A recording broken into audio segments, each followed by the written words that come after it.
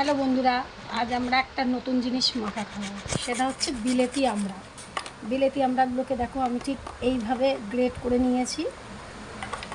এবার এটাকে শুকনো লঙ্কার ভাজা শুকনো লঙ্কা দিয়ে মাখলেও হতো, তো আমি কাঁচা লঙ্কা দিয়েই ডলবো।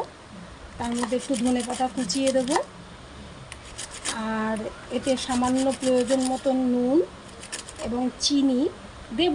কিন্তু চিনিটা যার ইচ্ছে হবে সে দেবে, যার ইচ্ছে না হবে সে দেবে না। একটু ঝাল ঝাল নুন নুন করা বেশ সুন্দর করে একটা মাখা।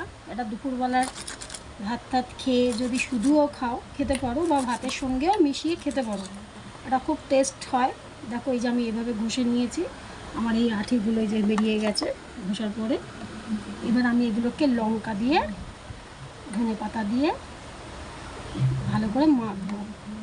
কুল মাখা খাই, আম মাখা খাই, তো আমি আজকে খাবো বিলেতি আমড়া মাখা।